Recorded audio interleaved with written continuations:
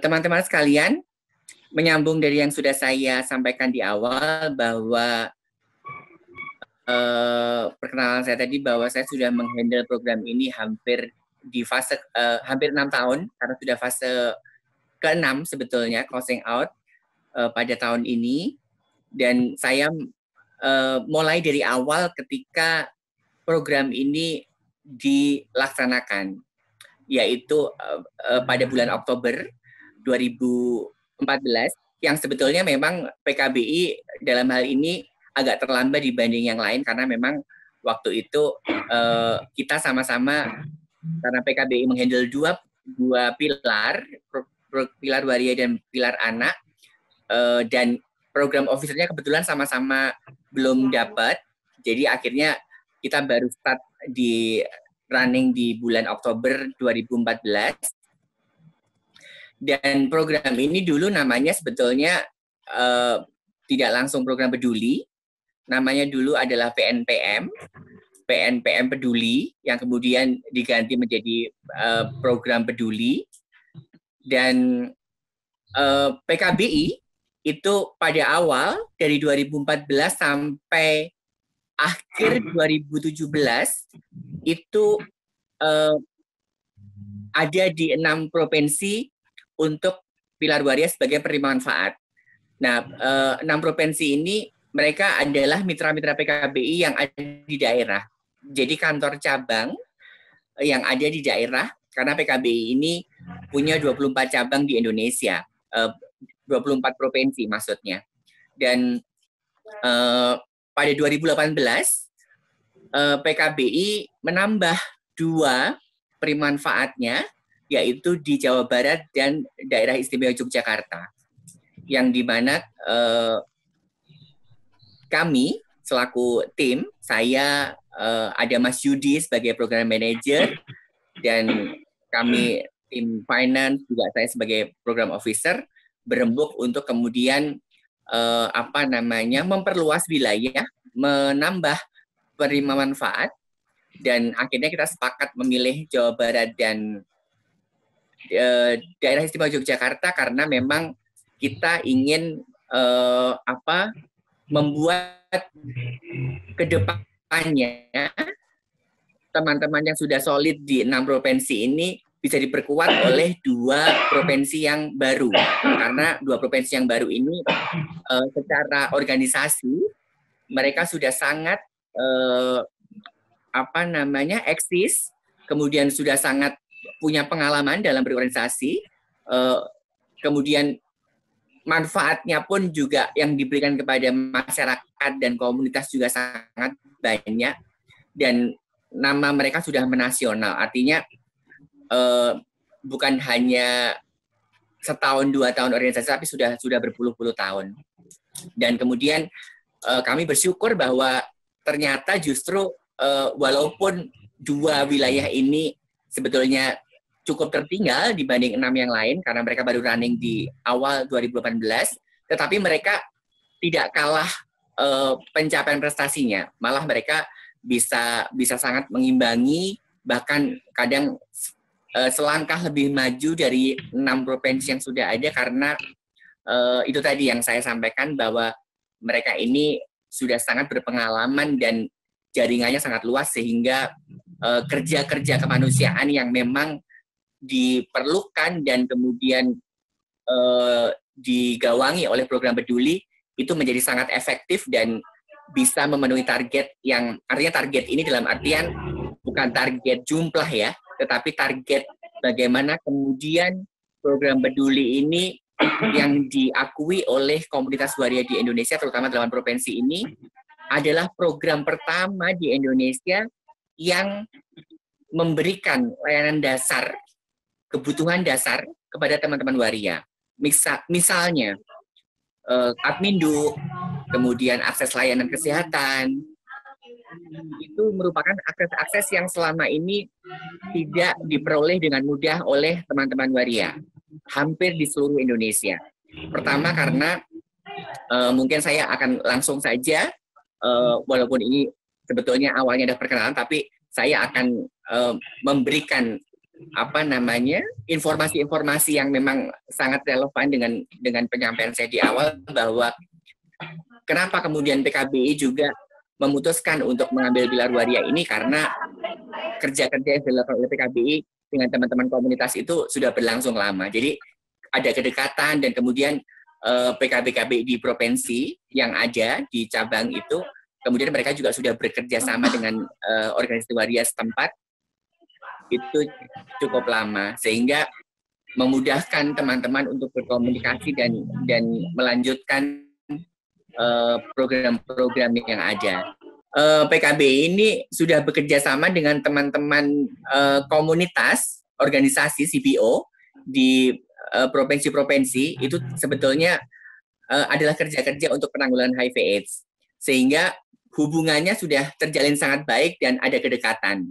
Satu yang mesti kita pahami, bekerja di komunitas, terutama komunitas waria, itu tidak mudah. Karena yang pertama, biasanya akan sangat susah ketika orang itu di luar komunitas bekerja untuk komunitas. Jadi biasanya itu yang bekerja dari komunitas untuk komunitas. Jadi kalau misalnya nggak ada kepercayaan, tidak ada rasa nyaman, itu akan sangat susah orang di luar komunitas bekerja untuk komunitas atau isu komunitas. Jadi, dan itu berlangsung sampai hari ini. Artinya memang mungkin sebenarnya tidak hanya di komunitas waria, tapi di komunitas lain, mungkin anak jalanan, mungkin pang misalnya. Artinya selalu pasti ada orang-orang yang harus terhubung. Jadi tidak mudah orang kemudian masuk. Nah, PKB ini punya modal bahwa hubungan baiknya sudah terjalin sekian lama. Kemudian kenapa mengambil isu ini? Ya karena yang pertama, isu ini sangat jarang dilirik oleh orang. Hari ini kita bicara tentang kita, bahwa kita semua yang hari ini sedang dalam sesi ini, mungkin juga sebetulnya sebelumnya kita juga tidak terlalu tertarik untuk tahu banyak tentang komunitas ini. Jadi PKBI mengambil isu ini sebagai bentuk satu tanggung jawab moral, bahwa hari ini sesuai dengan nilai-nilai yang PKBI punyai, yaitu tidak membedakan manusia, semua manusia sama, dan oleh karena itu merangkul teman-teman dan kemudian memfasilitasi mereka untuk bisa hidup layak sesuai dengan warga negara Indonesia yang lain, artinya mendapatkan akses-akses yang sama, kemudian mendapatkan adminduk yang barangkali untuk kita, artinya di luar komunitas, adminduk mungkin sama sekali tidak menjadi masalah, karena kebanyakan memang teman-teman mahasiswa hari ini terutama itu tidak berpisah dengan keluarga. Artinya bukan karena pisah kuliah ya, karena kemudian pisah kota, bukan. Artinya tidak kemudian diusir oleh orang tua, atau kemudian lari dari rumah karena tekanan di dalam keluarga, sehingga kemudian sangat gampang mendapatkan adminduk ini. Artinya tidak pernah terjadi masalah di luar dari komunitas. Nah, ini teman-teman ini sepanjang hidup mereka ini susah dapatnya, karena mereka pertama itu tadi, ada yang kemudian diusir oleh keluarga karena dianggap aib, ada yang kemudian tidak lagi bisa bertahan di rumah karena memang tekanan-tekanan sangat tinggi, setiap hari mungkin dipukuli, setiap hari kemudian mengalami kekerasan-kekerasan verbal dan fisik. Itu membuat teman-teman menjadi lari dari rumah, dan kemudian mereka menjadi perantau di tempat di mana mereka merasa nyaman dan bisa menyambung hidup. Dan berpuluh-puluh tahun itu, ketika mereka sejak keluar dari rumah sampai mungkin mereka sudah berumur sekian, itu mereka tidak lagi punya KTP karena mereka tidak ada kakak dan tidak pernah ada lagi komunikasi dengan keluarga, sehingga itu mereka dibuang oleh keluarga nggak mau tahu, sehingga sering sekali terjadi bahwa mungkin di semua provinsi, bahkan di Jakarta yang paling nyata, itu banyak kemudian sampai meninggal pun waria itu susah karena mereka nggak punya KTP, kalau sakit tidak punya BPJS, sedang mereka adalah orang-orang yang pekerjaannya tidak selayak orang-orang yang lain. Artinya segmen kerjanya ini sangat terbatas. Dan belum tentu itu juga mereka setiap hari mendapatkan income. Sehingga kemudian ketika mereka sakit, mereka tidak punya akses layanan kesehatan yang memungkinkan mereka untuk bisa mendapatkan layanan yang baik. Dan kemudian juga sampai meninggal pun susah karena mereka perantau dan tidak punya identitas, sehingga kalau mau dimakamkan di daerah tempat di mana mereka tinggal, itu menjadi perdebatan. Bahkan kadang-kadang baru seminggu kemudian dimakamkan. Dan itu terjadi sampai hari ini. Artinya di kota-kota lain, di luar dari 8 provinsi yang sudah diampu oleh PKBI, itu masalah-masalah ini masih sangat terjadi. Dan sampai hari ini kami bersyukur bahwa dari 5 tahun ini sudah 1000-an orang pemanfaat dari komunitas waria yang mendapatkan akses layanan kesehatan, yang kemudian mereka punya kartu identitas sekarang, dan kemudian mereka juga bisa mendapatkan bantuan sosial dari pemerintah. Itu adalah kerja-kerja yang setidaknya pokok kami lakukan di awal-awal tahun, sekitar di tahun pertama sampai pertengahan tahun kedua, sehingga kerja-kerja kami adalah memenuhi layanan dasar mereka. Saya percaya sebetulnya teman-teman dengan mengikuti obrolan ini, sesi ini, tentunya punya ketertarikan yang pertama, dan kemudian setidaknya sudah punya perspektif yang cukup clear tentang komunitas waria. Itu yang saya yakini. Kenapa kemudian teman-teman kemudian antusias dan hari ini meluangkan waktu untuk bisa ikut, ada banyak pertimbangan, dan tentunya saya yakin ada upaya untuk lebih memahami, dan ke depan harapan saya juga bisa menyampaikan apa yang kita perbincangkan hari ini sebagai informasi yang valid, sebagai informasi yang bisa menggugah orang lain untuk bisa berbuat yang sama seperti teman-teman. Artinya punya kepedulian itu buat saya yang pertama udah cukup banget. Kalau kemudian ada action setelah itu akan sangat luar biasa buat saya. Dan intinya saya nggak mau bilang apa yang saya akan sampaikan hari ini juga mungkin Yuyun nanti teman saya itu sebetulnya adalah mencari dukungan teman-teman terhadap komunitas waria misalnya, tidak. Artinya lebih kepada seperti kesepakatan kita hari ini bahwa ya kita memanusiakan manusia. Tidak kemudian misalnya kita bicara tentang orientasi seksualnya atau hal-hal semacam itu kembali ke pribadi masing-masing. Tetapi hari ini kita bicara sebagai intelektual, sebagai orang yang berpendidikan dan punya tanggung jawab secara moral untuk menyampaikan sesuatu hal yang benar dan membuat orang lain juga punya pikiran yang positif. Kapan hari 2 tahun lalu ketika kami melakukan generasi pintar ini di UGM, itu pada kelas yang luar biasa rame, teman-teman mahasiswa, saya lupa itu semester berapa, tetapi saya memang sama seperti saya barusan tanyakan pada teman-teman. Kenapa saya tanyakan? Ya saya pengen tahu banget sebetulnya pikiran orang itu tentang waria selama itu bagaimana gitu. Dan malah sangat excited karena mereka berani jujur dan berani menyatakan bahwa pikiran mereka berubah karena mereka bisa berinteraksi secara langsung, dan ternyata tidak seperti gambaran mereka. Ada yang awalnya sangat jijik. Ada yang karena ditakut-takuti temennya. Ada yang karena pernah mendapatkan pengalaman buruk karena menggoda di jalanan, kemudian dikejar, dilempar, misalnya kayak gitu. Itu yang membuat kemudian mereka menjadi antipati.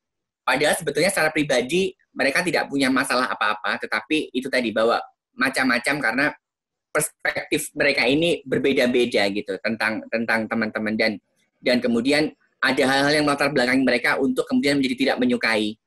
Nah, yang paling saya kemudian salut adalah ketika si mahasiswa yang kemudian bilang jijik ini, dia kemudian melakukan testimoni di kelas bahwa di sekian puluh teman-temannya bahwa dia bilang dia salah selama ini punya perasaan seperti itu karena ternyata ketika dia berinteraksi secara langsung dengan teman-teman termasuk saya, teman-teman Waria di Jogja yang dalam satu aliansi Waria Jogja Peduli, itu dia melihat sesuatu yang berbeda dari pandangannya selama itu terhadap komunitas.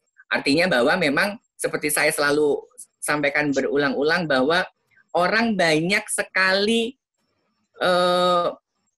mengasumsikan sesuatu yang sebetulnya mereka tidak tahu apa-apa.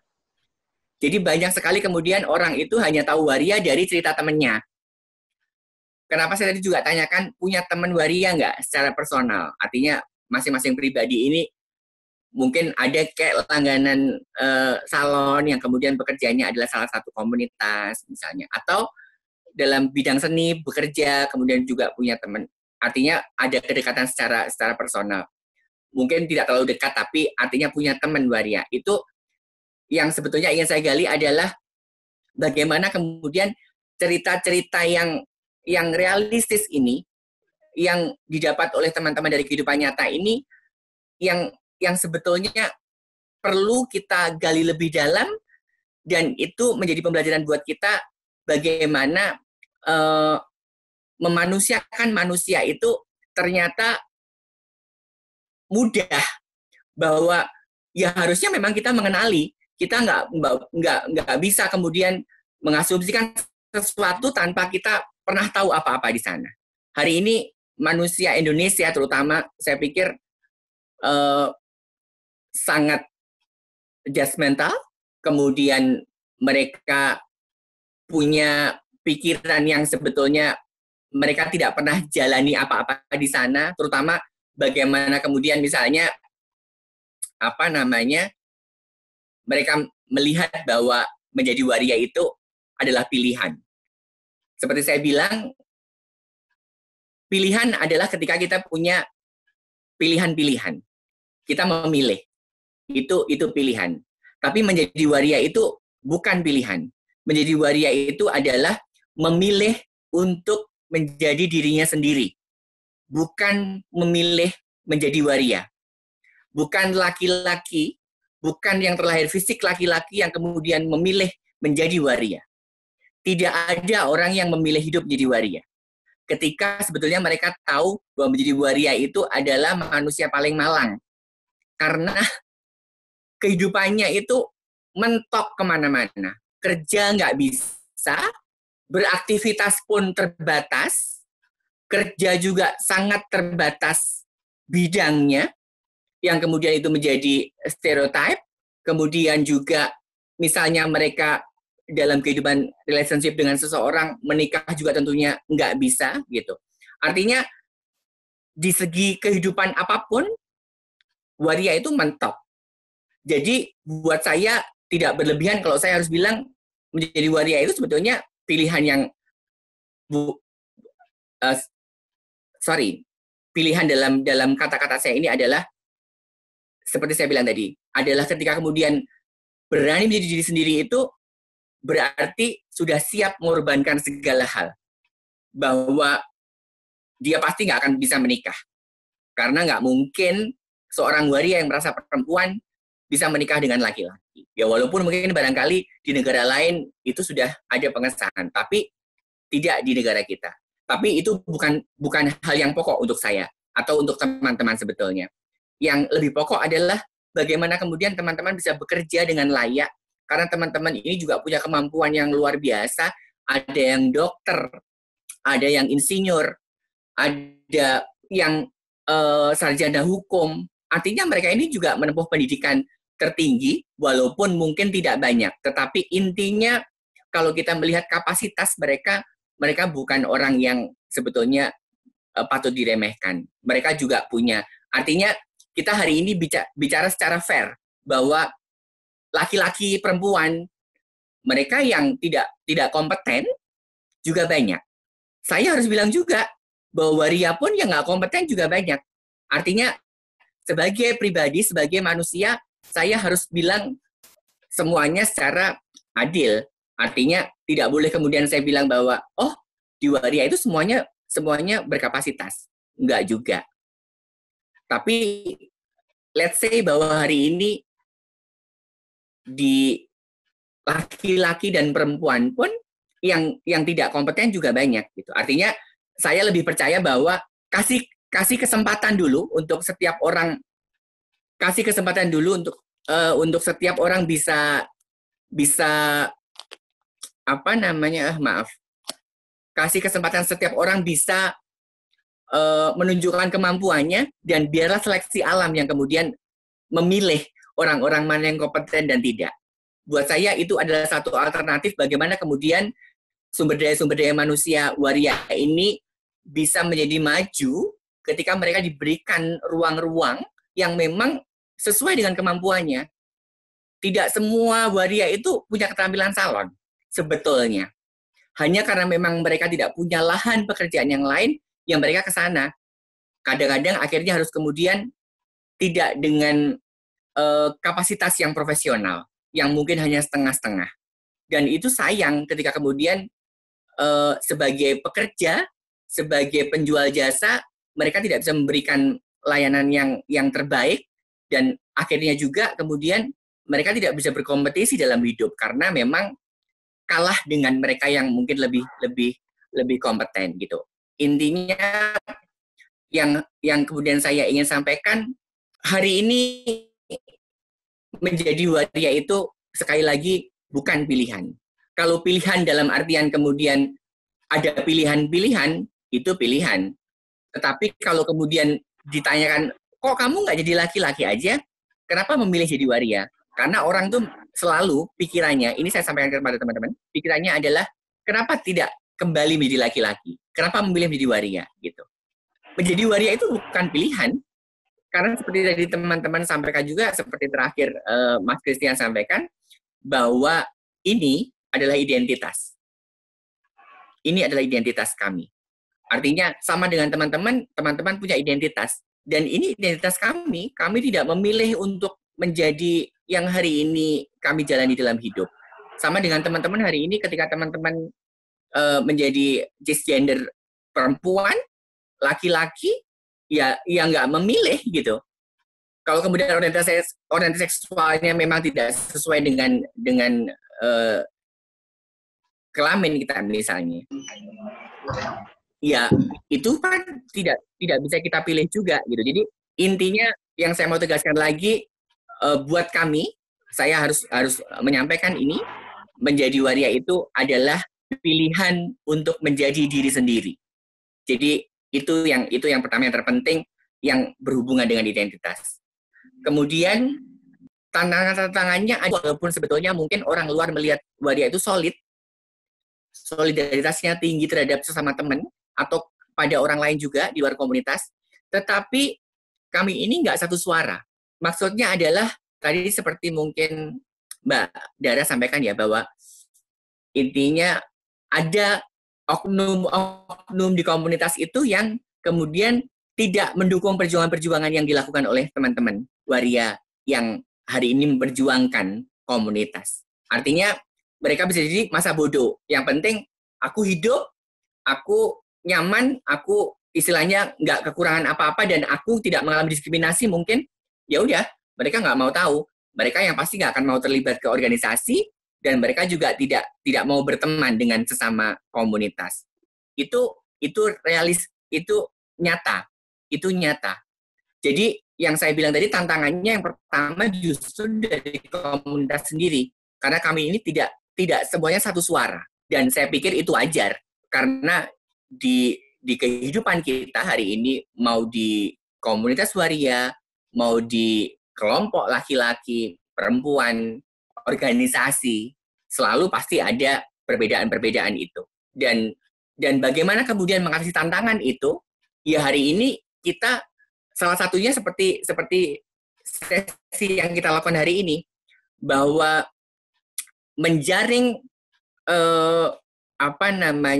kader-kader yang bisa menjadi kepanjangan tangan kami dan menjadi corong suara kami untuk menyuarakan kemanusiaan, bagaimana manusia memperlakukan manusia lain dengan manusiawi, bagaimana memanusiakan manusia, itu ya lewat teman-teman yang hari ini ada di sini. Salah satu contohnya. Artinya kita meninggalkan mereka yang memang ya sudah, mereka artinya tidak mau dibimbing baik atau kemudian mereka mendukung secara gerakan. Kita sebenarnya tidak butuh masalah kemudian dana dan itu tidak, tapi bahwa bagaimana kemudian sebagai satu komunitas yang minoritas, yang juga jumlahnya pasti tidak sebesar yang lain, pasti butuh solid gitu. Dan kemudian kalau kita hanya mengurusi mereka yang kemudian tidak satu suara dengan kita dan tidak mendukung perjuangan-perjuangan bagaimana mendapat kehidupan yang lebih layak dan lebih baik, ya kami kemudian berpikir bahwa ya mungkin memang sudah saatnya kami tidak menghabiskan waktu untuk beradu argumen dan kemudian memaksa mereka yang tidak sepaham dengan kami. Jadi kami berpikir untuk mengambil peran masyarakat di sekitar kami ini menjadi kepanjangan tangan kami. Karena hari ini yang menjadi kader di komunitas waria dari sejak generasi pintar kapan hari 2 tahun yang lalu itu sangat banyak di luar komunitas. Jadi artinya sebetulnya kader itu tidak hanya dari internal komunitas itu sendiri, tapi juga orang lain yang mendukung. Karena hari ini kerja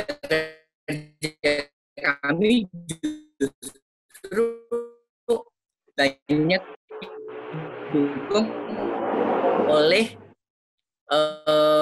orang-orang di luar komunitas yang nanti mungkin akan Yuyun ceritakan bagaimana kemudian sangat mendukung, akan terinspirasi dan mungkin bisa melakukan yang sama.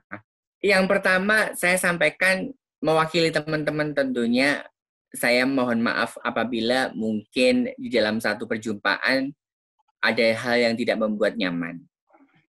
Karena memang yang pertama kita nggak bisa kontrol semua orang. Artinya walaupun mungkin sama komunitas, kita nggak juga bisa serukan bahwa semua harus punya attitude yang sama misalnya.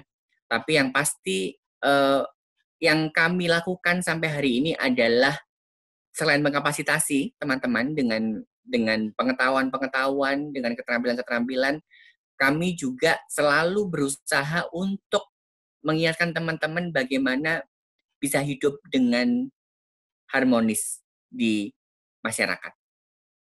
Artinya, karena ini inklusi, otomatis adalah bagaimana kemudian ada keterlibatan antara masyarakat dengan komunitas ini. Artinya tidak lagi menjadi eksklusif, tentunya harus ada kerjasama yang baik. Ketika mungkin kita tahu yang kita hadapi adalah teman-teman yang dengan sumber daya manusia yang minim, saya pikir kita tidak harus menjadi mereka. Artinya kita tidak harus kemudian merendahkan level menjadi sama. Tetapi setidaknya justru karena kita punya kemampuan lebih, buat saya justru adalah tugas kita untuk mengerti keterbatasan mereka. Saya tidak meminta pengertian yang berlebihan, tapi hanya cukup bahwa oke. Intinya misalnya kayak begini. Analoginya kayak misalnya kalau orang Jawa biasanya mungkin orang yang lebih muda ketika kemudian dia berjalan di depan orang lebih tua yang sedang duduk mungkin, itu biasanya dia akan kemudian membungkukkan badan misalnya seperti itu. Itu analoginya. Karena dia mengerti. Dia punya kapasitas untuk itu.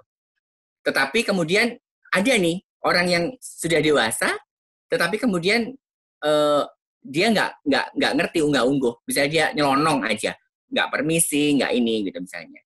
Karena ternyata dia tidak terkapasitasi untuk punya pengetahuan untuk menghargai orang lain yang lebih tua misalnya. Buat saya analogi itu sama dengan kemudian ketika bagaimana kemudian teman-teman memperlakukan misalnya Mbak tadi mungkin ditowel atau digoda. Salah satu hal yang sangat identik dengan teman-teman itu adalah usil. Memang mereka ini cukup sangat apa ya, bukan hiperaktif tapi reaktif, kemudian juga sangat ekspresif sehingga kadang-kadang yang sebetulnya mereka ini mau menyapa orang itu menjadi hal yang tidak nyaman untuk orang lain. Karena cara menyapanya salah. Harusnya mungkin kan kalau kita nggak bilang kita lebih baik dari mereka. Tapi misalnya mungkin kita hey Mbak misalnya atau say hey dengan cara masing-masing. Nah, mungkin beberapa teman-teman yang tidak terkapasitasi ini, yang mereka memiliki sumber daya yang minim ini, mereka melakukan itu sebagai caranya untuk berinteraksi dengan orang lain.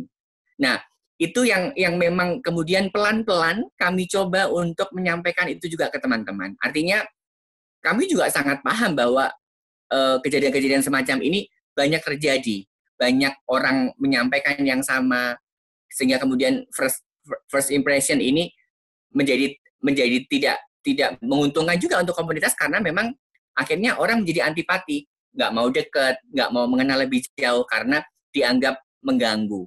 Tapi itu tadi, sebagai orang yang lebih berkapasitas, mungkin adalah tugas kita juga untuk bisa memahami dan barangkali bisa bahkan menganulir keadaan dengan misalnya kita menyapa dengan baik. Karena saya yakin bahwa ketika teman-teman ini berani untuk melakukan sapaan kepada mereka dengan panggilan mau Mbak boleh, mau Kak boleh, monggo, yang pasti tidak dengan sebutan Mas, itu yang harus diingat. Jadi jangan pernah menyebut teman-teman waria ini memanggil dengan sebutan Mas. Kalau misalnya dia memang berpenampilan laki-laki tapi kemayu, lebih baik dipanggil Kak. Panggilan Kak itu adalah panggilan paling aman ketika teman-teman merasa tidak tahu pasti yang teman-teman hadapi di depan itu adalah waria atau gay feminin atau Apapun. yang mungkin teman-teman tidak bisa deskripsikan. Panggilan Kak itu adalah panggilan paling aman.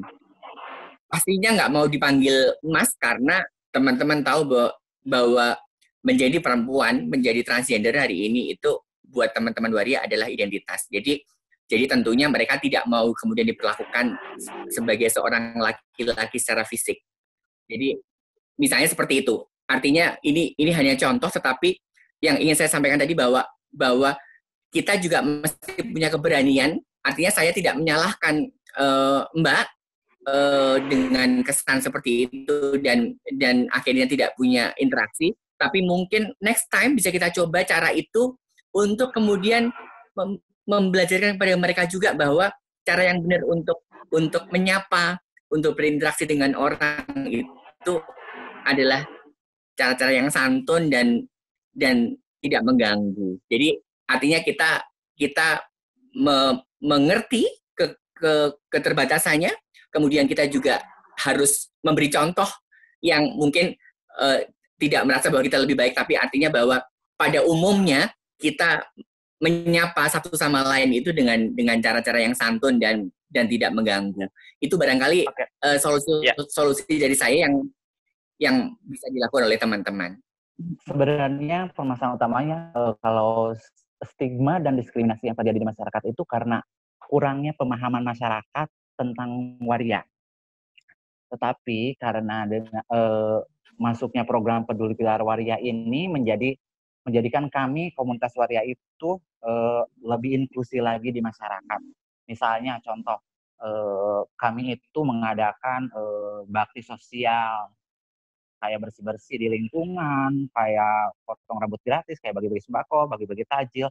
Terus belum lama ini kami juga di daerah Banjar Ciamis, kami membuat masker yang tadinya masker itu hanya untuk komunitas waria aja, tetapi lama-kelamaan kami itu karena merasa masyarakat juga butuh karena kelangkaan masker, dan walaupun ada, masker itu sangat mahal sekali. Akhirnya kami bermodalkan seadanya di kami, modal dari kami, yang bikin pun kami, komunitas waria, kami membuat masker, sampai itu membuat masker itu lebih dari 500 buah.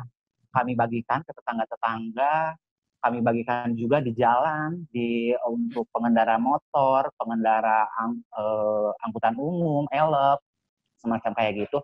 Dan kami merasa dari hal-hal sekecil itu, dampaknya sangat besar sekali buat teman-teman komunitas waria. Contohnya misalnya, tadinya masyarakat itu tidak nanya sama sekali terhadap waria dan kayaknya dalam tanda kutip jijik ngelihat teman-teman waria. Tetapi dengan kami melakukan hanya membagikan satu masker ke masyarakat itu, tanggapan mereka itu menjadi berbeda. Mereka itu jadi lebih baik, jadi udah mulai bertanya, apa sih waria itu, bla bla bla bla. Akhirnya sedikit-sedikit kami menjelaskan kepada masyarakat bahwa waria pun tidak seperti yang masyarakat bayangkan, hanya pengamen, hanya pekerja seks, tetapi ada juga waria-waria yang aktivis, yang emang memperjuangkan hak mereka, memperjuangkan hak masyarakat juga secara umum ada. Nah, hal-hal semacam ini yang terus kami lakukan sehingga dapat mengurangi stigma dan diskriminasi di masyarakat. Dan alhamdulillah untuk sekarang ini di wilayah intervensi kami, setelahnya kami melakukan bakti sosial semacam itu, kami menjadi diundang di beberapa kegiatan di kemasyarakatan. Kami jadi diundang setiap ada forum warga, ada bakti sosial, dengan sendirinya mereka itu mengundang kami karena mereka sedikit demi sedikit lebih paham terkait waria. Gitu, Mas. Jadi gini, kalau untuk identitas itu sebetulnya yang kami perlukan adalah bahwa kami punya kartu identitas itu.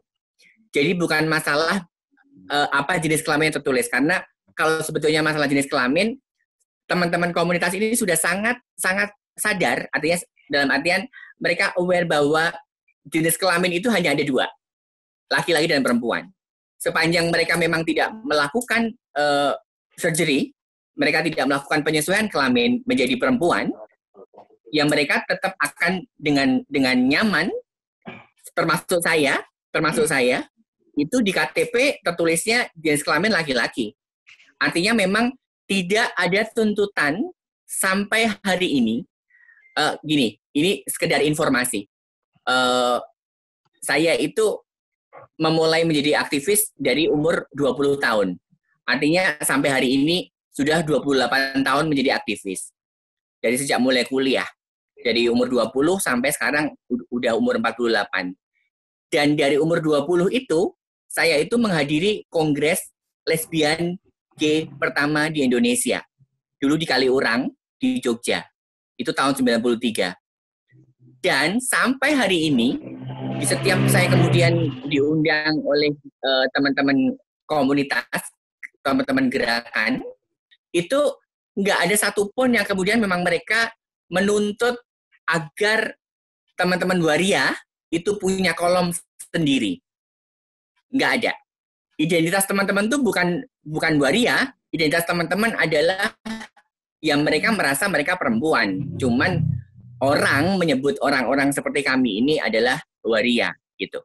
Tapi intinya yang mau saya sampaikan adalah yang pertama, teman-teman tidak punya tuntutan atau keinginan untuk punya kolom tersendiri dengan mencantumkan misalnya identitas waria. Nggak ada. Itu yang mau saya klarifikasi. Kemudian bagaimana perlakuan negara, apakah kemudian mengakomodir atau kemudian bahkan mungkin mempersulit. Saya kasih satu contoh di Aceh. Salah satu teman yang bekerja untuk program peduli juga, tetapi di Aceh, itu dia waktunya untuk memperbarui KTP, dan berkali-kali ketika dia apply, itu tidak pernah di-approve. Sampai akhirnya kemudian dia datang menemui pejabatnya, kelurahan, kecamatan, salah satu hal yang kemudian ternyata dia tahu adalah disampaikan di sana bahwa ternyata tidak di-approve itu karena dia look-nya perempuan. Dia berambut perempuan, dia juga tentunya istilahnya memakai lipstick, misalnya, sehari-harinya. Walaupun kalau kemudian dia sedang di Aceh, dia menyesuaikan memakai kerudung walaupun tidak hijab yang istilahnya pakem hijab gitu. Tapi intinya ternyata dia tidak diberikan akses untuk memperbarui KTP itu adalah karena penampilannya. Nah, saya di KTP saya persis seperti hari ini yang teman-teman lihat. Ya, beginilah penampilan saya di KTP dan tidak pernah dipermasalahkan. Artinya yang kemudian kita tahu, artinya kita hari ini tahu, ternyata masing-masing daerah itu memiliki kebijakan masing-masing yang bisa jadi sangat mempermudah teman-teman waria atau bahkan menyulitkan. Di Palembang itu justru di Palangkaraya teman-teman itu justru dulu KTP-nya itu tanpa diminta karena orangnya tahu kalau itu waria, di jenis kelamin ditulis wanita. Itu awal kami start program, running program, itu kami mengetahui fakta itu. Bahwa sebetulnya teman-teman itu tanpa meminta karena mereka waria, Dinas Kependudukan memberikan identitas jenis kelaminnya perempuan. Tetapi kemudian kami mengingatkan bahwa itu adalah manipulasi data. Even mereka bukan yang meminta.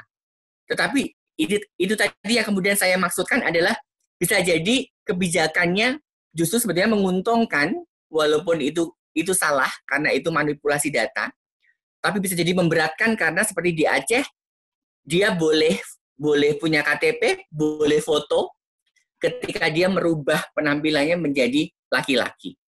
Nah, itu kan itu pemaksaan, itu perkosaan ya, perkosaan identitas. Artinya bahwa hari ini orang berdandan itu tidak hanya untuk masalah karena dia kepengen cantik, tapi bahwa itu adalah identitas. Itu yang kita lupa.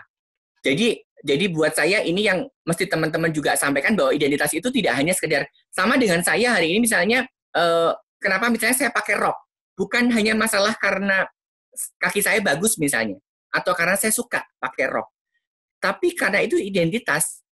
Artinya bahwa kalau laki-laki misalnya disuruh pakai rok aja sehari, dia nggak akan mau karena memang itu adalah bagian dari identitas dan itu bukan identitasnya.